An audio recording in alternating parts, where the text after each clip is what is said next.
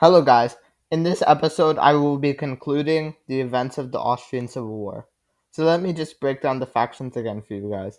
So this dark blue is the FPO, the most far right. This is the OVP, the lighter blue, and the SPO, which is the center left, is in this crimson red.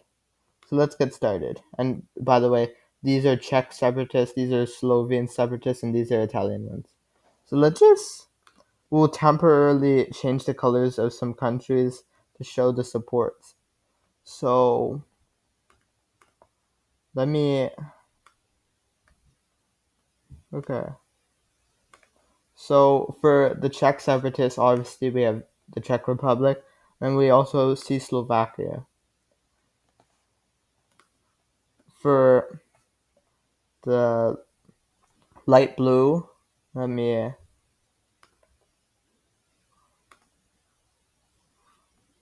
We see Germany, Hungary, and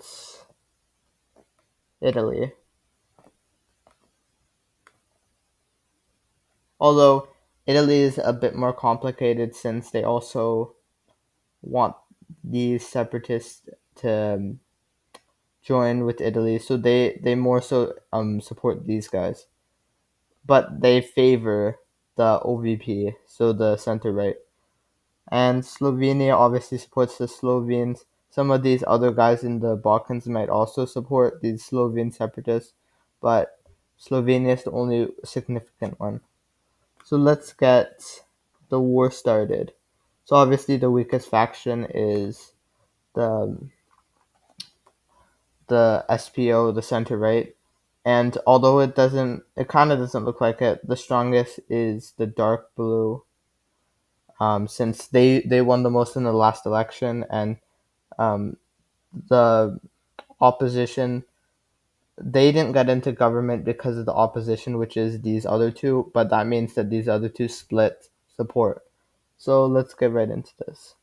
So we'll see with although we also see some countries support the OVP, so maybe it's not so easy for the FPO to win. So let's get started. So we see the OVP make a quick start. We see them advance.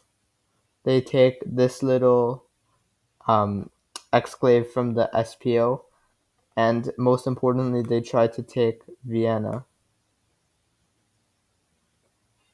And pretty quickly, we see them succeed as the boost of supplies from Hungary and Germany really helps them out. We also see them advance over here, where these guys flee into the mountains.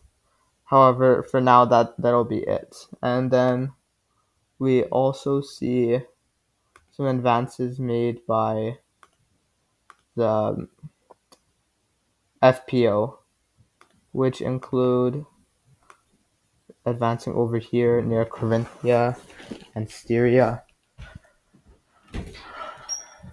And we also see them advance over here, so to relieve the threat of encirclement.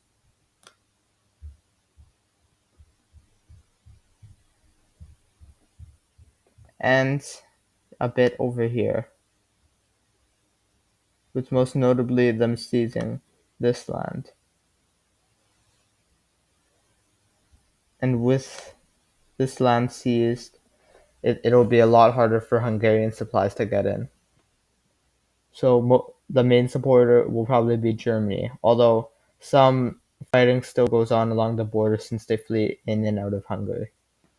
So we see the FPO make more advances, and if you guys are feeling like the OVP is losing too badly, even with the support, they're not very popular since they were the leaders of Austria for a while, and they suffer from incumbency fatigue, so they haven't been too popular. So even though these guys will be supporting them, they probably won't perform as well as you'd expect.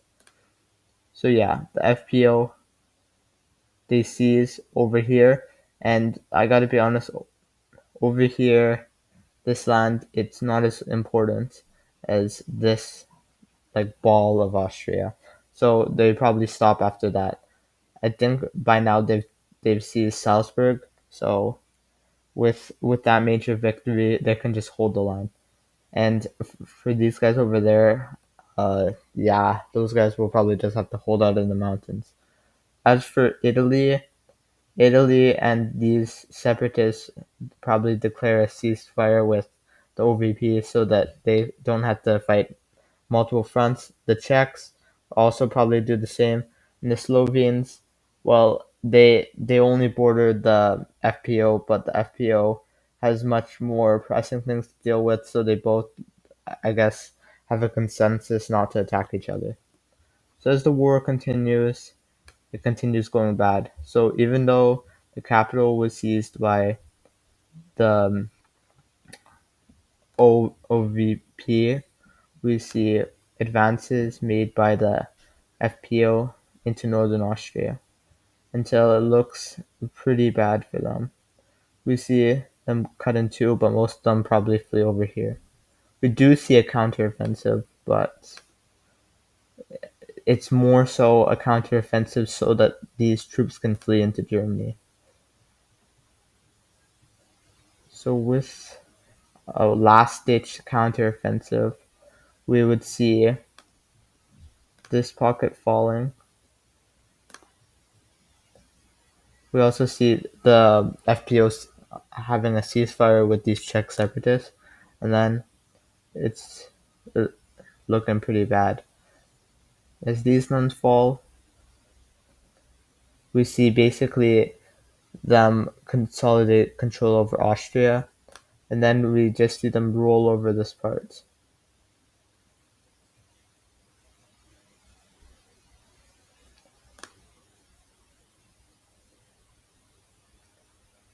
The Italians would make sure that these Italian separatists are not treaded on. There would be some initial clashes, but they would maintain control over most of their territory.